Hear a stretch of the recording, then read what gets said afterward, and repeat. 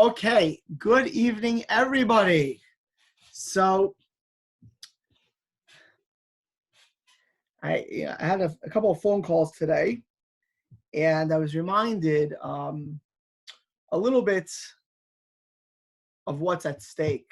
I don't need to be reminded of the tragedy because I was actually speaking to someone today during one of my sales, and I had both the husband and the wife on the phone call.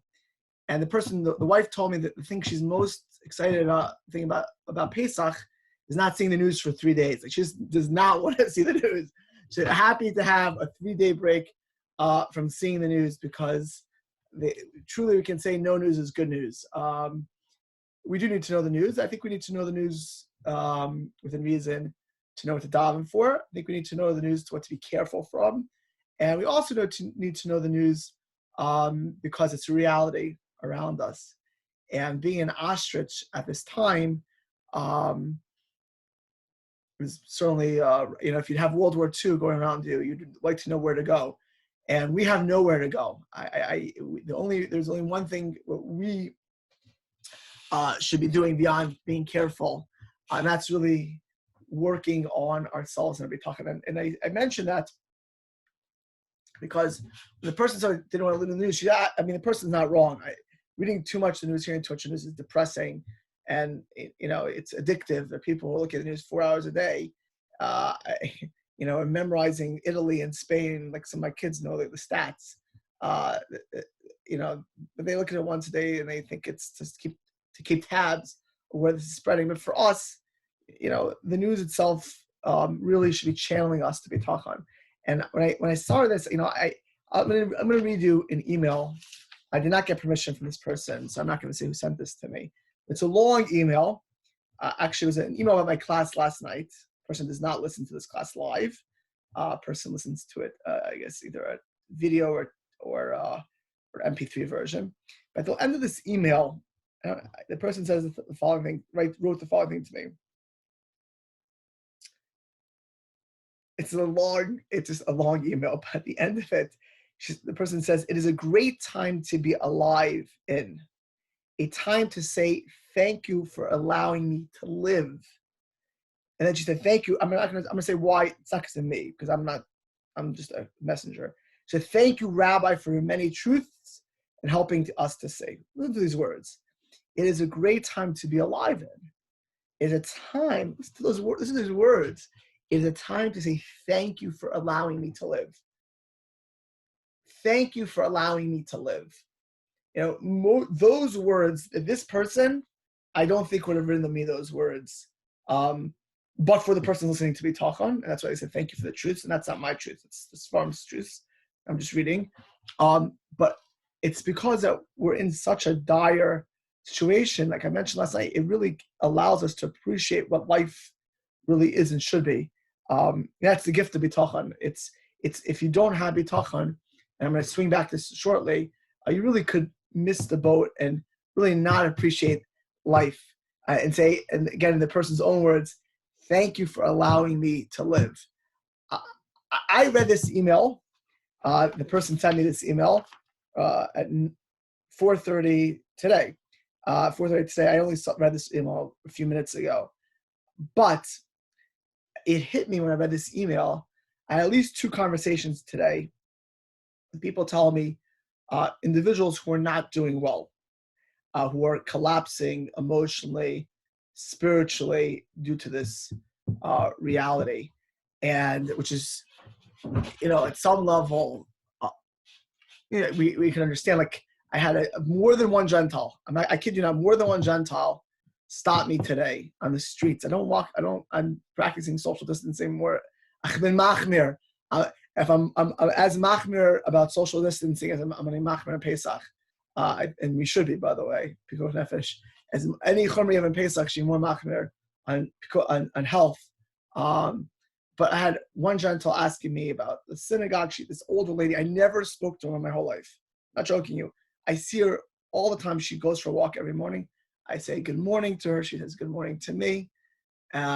She has another older lady. I mean older, over 80. And then today, well, I'm always walking. She's always walking. I never get the conversation. Rabbi, are you having services now? And then she said to me, like, it's so tough, people struggling now and stuff.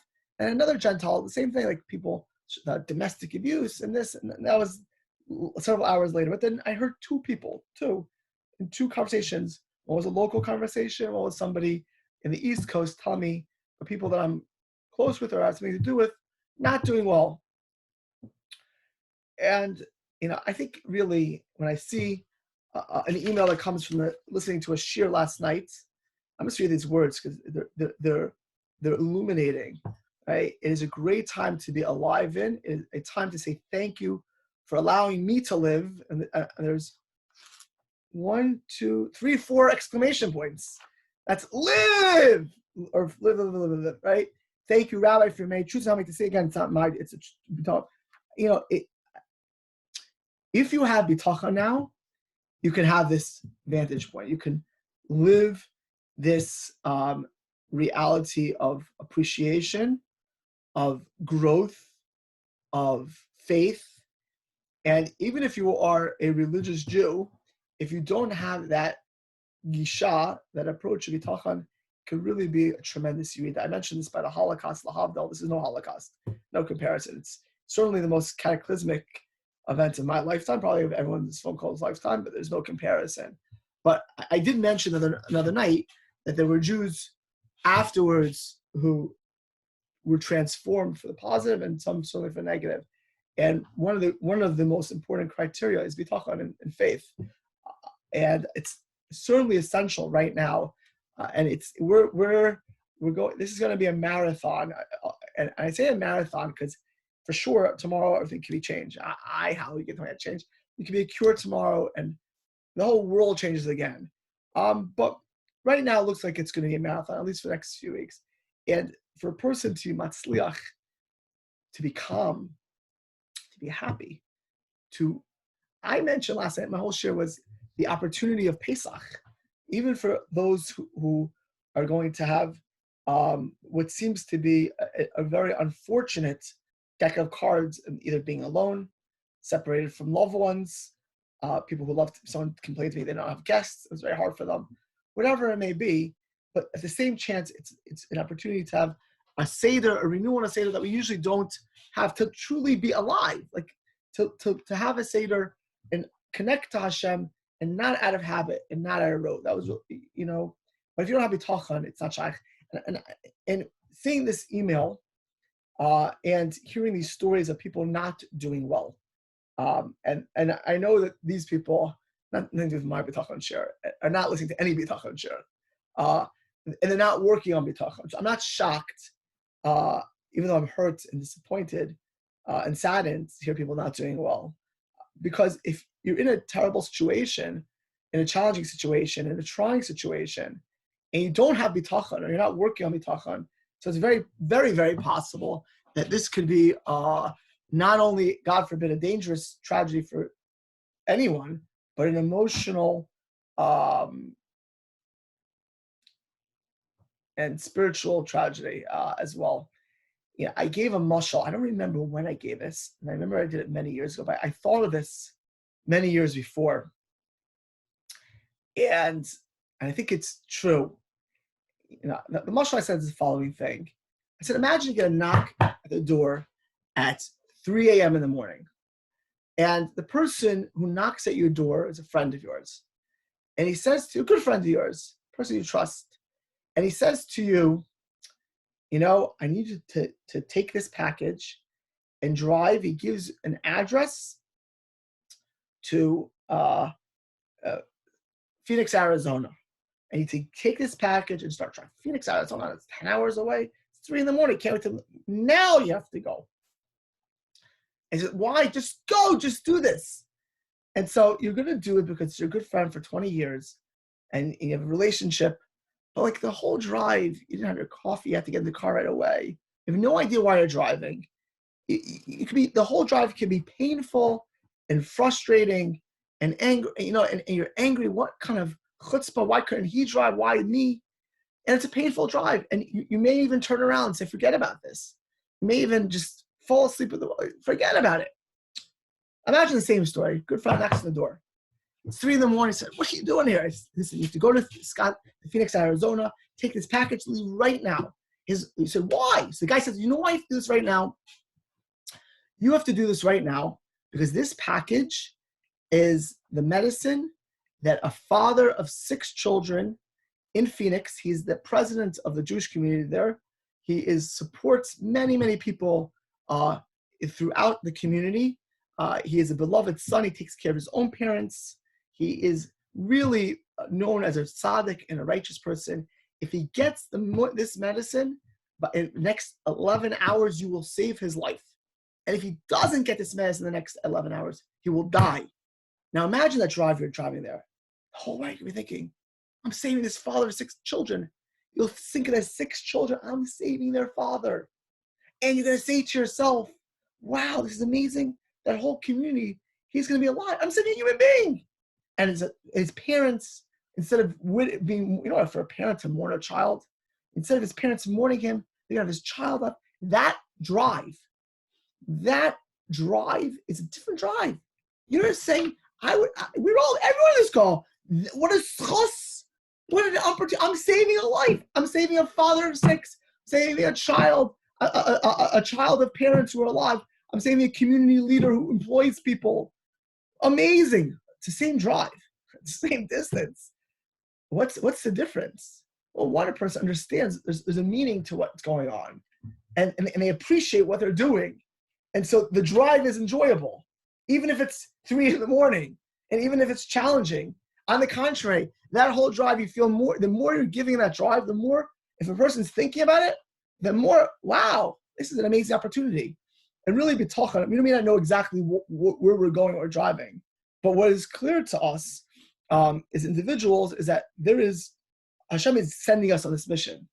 And in that mission, it's a mission where we could be so successful, and we're saving our own soul, our neshama, our soul through this. We're helping ourselves, and we're helping the world by realizing that HaKadosh Baruch Hu puts us always in the exact place that we're supposed to be. But certainly now, and I thought I took off. I turned off my phone every night. I'm not sure how that went on. But not only the same place, but what we need to be. And Bitachon allows us. The difference of a person writing me an email, thank you for allowing me to live. It's not to me, Hashem. Thank you for allowing me to live. It is a great time to be alive because you appreciate life today. Or a person who is miserable in their current circumstances, depressed when they're looking at it, angry and throwing in the towel spiritually or emotionally, is Bitachon, nothing less. It's nothing less than Bitachon. Obviously, the people have different demeanors, and some people think are more challenging and less. But all of us, the difference of us being matzliach, and it's so important. I told someone today, I said, I don't care if it's my shiur or a different shiur, you must be working Bitachon now.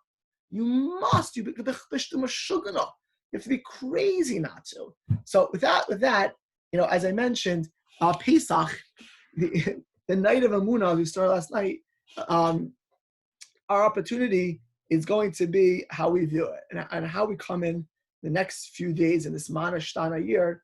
Are we driving our own personal car going into Pesach with Bitachon and Hashem, and realizing as Gam Kehillas begate Samavis, even though we're walking in a deep valley of darkness, Lo iraraki atimadi, because you Hashem are with me, and I see you Hashem, I feel you Hashem, I appreciate my gift of my life, I appreciate my opportunities to connect to in new ways, even while I'm scared for myself and my family, and for Klal Yisrael, and for the world. That's going to be the difference. That is the difference. So I want to pick up where I left off last night, because I do want to prepare myself and anyone listening for Pesach. So Nesivos Shalom says the following thing. We had mentioned last night that Kalmar L'Sapen, that Sipur Yetzias Mitzrayim, the telling of the story of Egypt, is the biblical mitzvah, the mitzvah in the Torah on Pesach, and it's all about Emunah. That's why even Rabbi Akiva, even a person who knows the story backwards and forwards, even a person by themselves, they have to ask themselves the question, like God says. God says, even a person's by themselves, they have to ask God for themselves, because it's not about the knowledge. It's about emunah. It's about taking here and to bring it to your heart. It's all about emunah. That's the essence of it. So the Nesivos Shalom then says the following thing: Val Pisa Yivur, Gam Inyan Kol Mar B'Lesaper B'Yetzias Mitzrayim.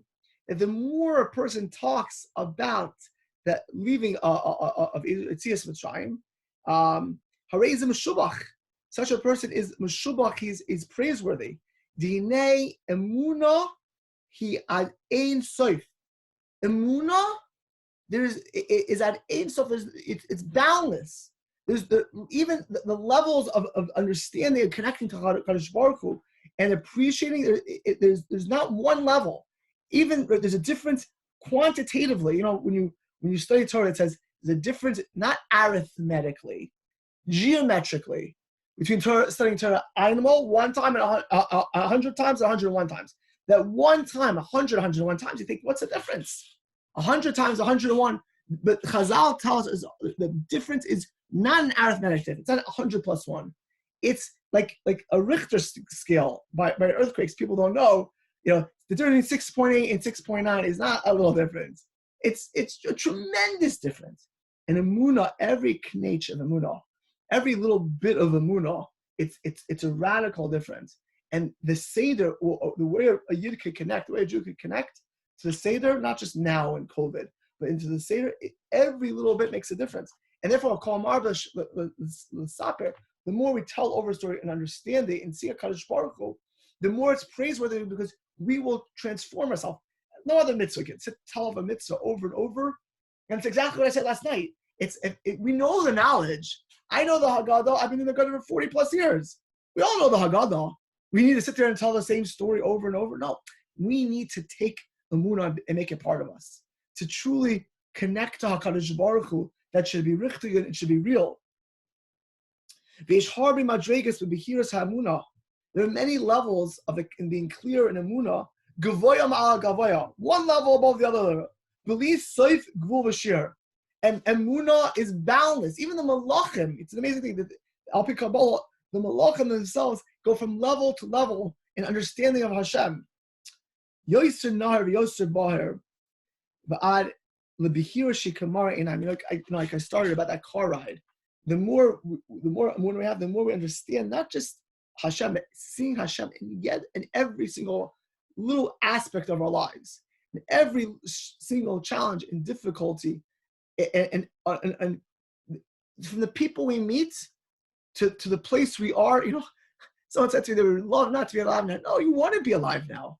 This is if everyone on this call and everyone listening to share later tonight or tomorrow or on YouTube later or whatever they hear it, we're supposed to be here, and we're supposed to have experienced this, and that the more Emunah we have, the more we will thank Hashem for this opportunity, because He put us here. Hashem put us here. Rabbi Seinu HaKadoshim Amru, the Mashat Salih Yosher Nalam Mechavero. It's an amazing thing. You know what about Tzidkis? You know, the righteousness. The difference between one person and another person is Emunah. Hu lefi she'emunah yoseh b'hir atzlo. It's his Emunah, his faith, his trust is clearer. It's more real. Because if your Emunah, your bracha is different. I was reading over breakfast today, or brunch.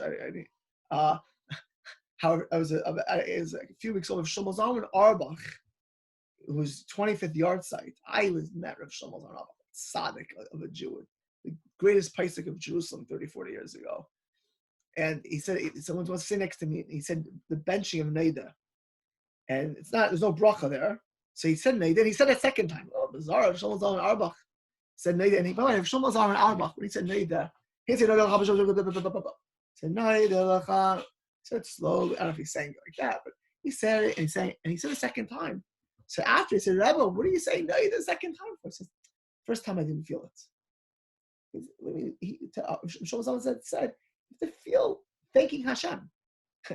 No, I ask you, and I'm asking myself, I benched yesterday. You know, when I said no, that even if I had a kavana Halavai, we should all have kavana and proper intent. That I feel thanking Hashem. When you said noida, did we thank Hashem? When we say kavana, we say kavana. Was it that I said the word slowly and I felt a good spiritual vibe? I felt warmly like a Karlbach singing. That I feel geschmack. I sang a nice song. No, I have sometimes I have people come to my house, totally nice, good, amazing people, and they love music. They don't necessarily keep mitzvahs so well. Some do, some don't. But you sing, they're spiritual. But I hate to say it, and it's a very obviously there's a depth to it, and it's beautiful, and I don't want to take it away, but it's lacking at some level because it's not real emunah spiritual. That person, the spirituality comes from the idea of music. It's not the words as much.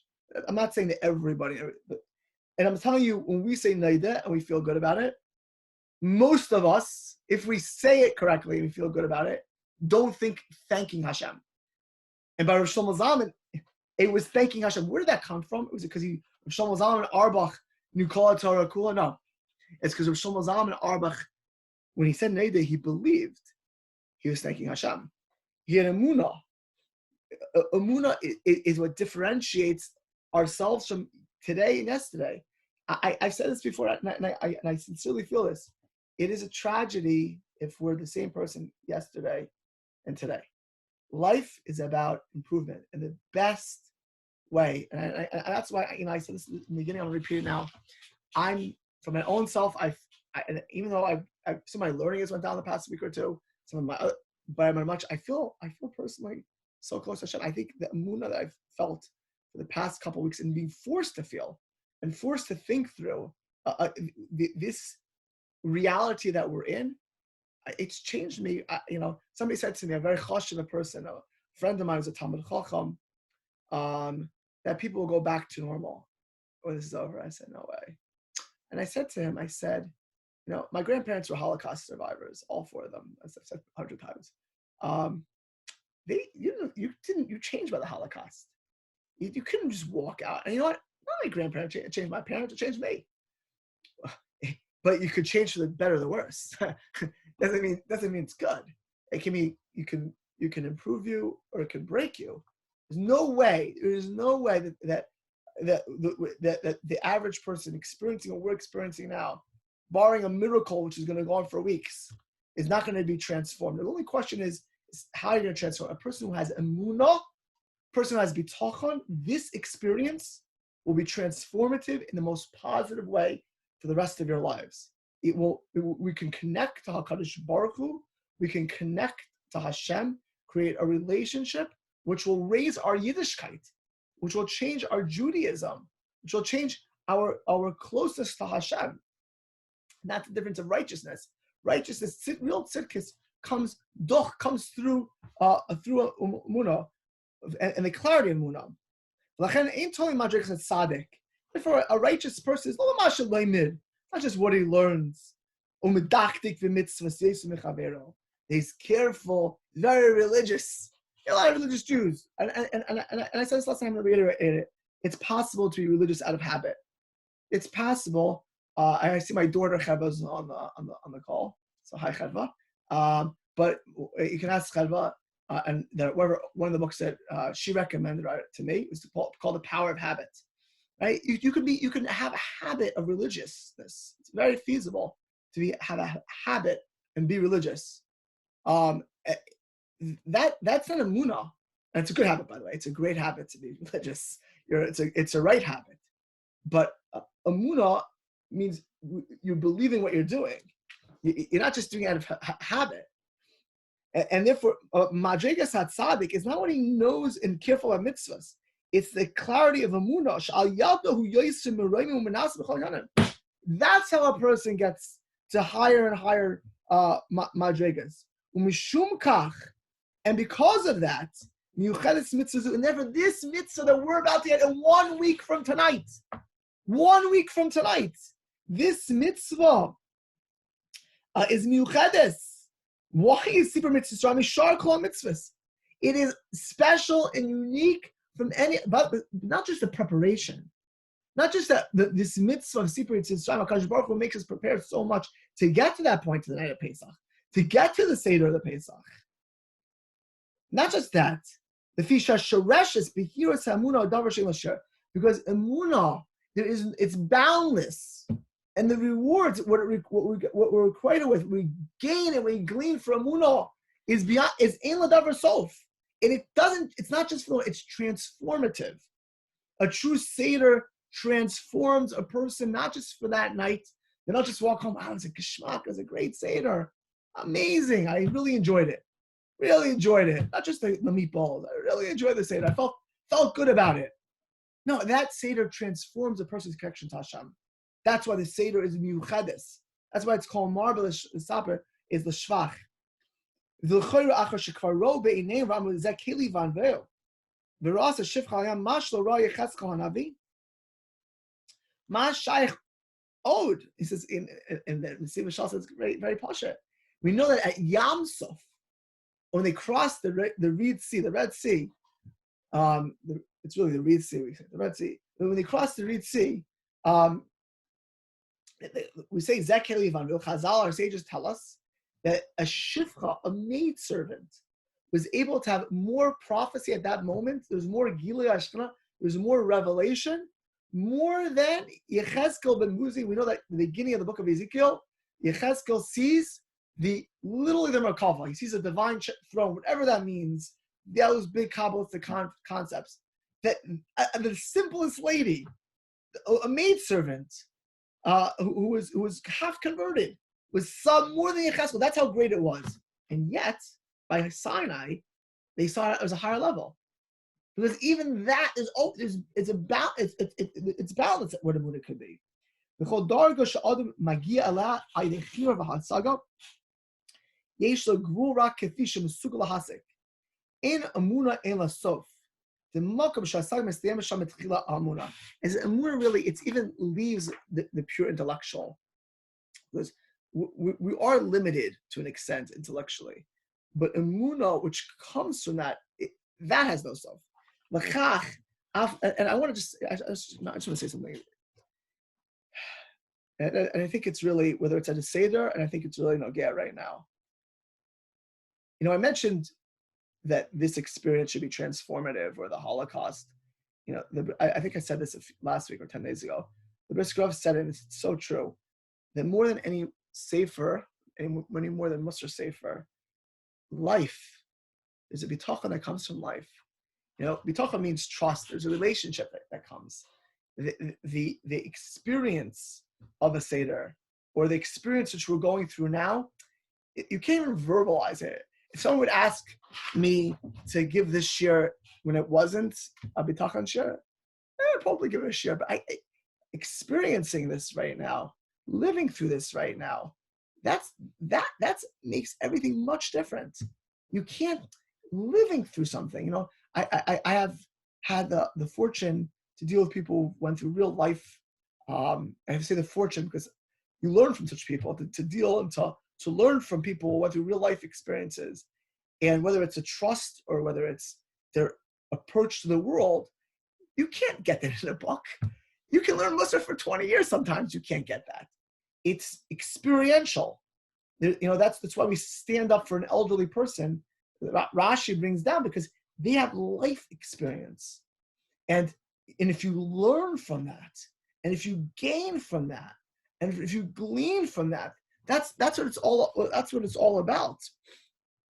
And the amino b'Hashem Moshe high time I feel kulanu chacham, and therefore we say the Haggadah. Even if we're all wise, even if we're all brilliant, mitzvah alinu l'sapir, the more to some sapir mitzias mitzrayim, ki kamar koach shal behiras ha'amunah, the koach, the power of the behiras of amunah is l'mayla, because saga is even greater than any wisdom of the wise. It's not book knowledge. It's not merely saying over the Haggadah. It's not merely telling the story. It's taking that story, taking that knowledge, and bringing it into Emunah. I'm going to end tonight because the next paragraph is quite long. We'll pick up tomorrow night. But I'm going to remind it with what I said in the beginning for this email I just got. It is a time to say thank you for allowing me to live. It's time to appreciate life. This Seder, honestly, we should all, wherever we're going to be, be coming in as prepared as we ever were to connect to Hashem. And the Vilna Gaon at the end of his Seder, there's a custom, it's brought in many Haggadahs, to say Shiur HaShirim, the Song of Songs. The song, Shiur HaShirim, it's from the more challenging books of Tanakh. And it's all about relationship, the closeness between us and God. And the Gerut, they said he would faint after the Seder. He would literally faint. The Vilna Gaon was read Shiur HaShirim probably thousands of times in his lifetime, probably dozens and dozens. I imagine he did it Erev Shabbos and other times. He didn't faint. It wasn't the knowledge of Shiur HaShirim. It wasn't the knowledge of the Haggadah which he had every year. It was that depth of connection to Hashem. We are living in, I'm a history person, historic times. We're living in a time where Hashem is sending us all on like I started earlier tonight, on car rides. In the destination, sometimes you don't even know why we're going there. But if we have emunah and bitachon, not just the next few days, not just as we live in scary, serious times, it's an opportunity for us to really transform ourselves for the better. The next few days and the weeks ahead, but certainly at the Seder, as we come into the Pesach, we should be happy to be alive. We should be excited to have the Seder. And if we have that reality, then Taka will be our best Seder of life. It should be a schus for us. We'll pick up tomorrow night, everybody, and I wish everyone a good night. Okay? Did I unmute you? Thank you, Rabbi. Thank you, Rabbi. Okay, keep well. Thank you. Good night. Good night. Good night. Bye. Bye.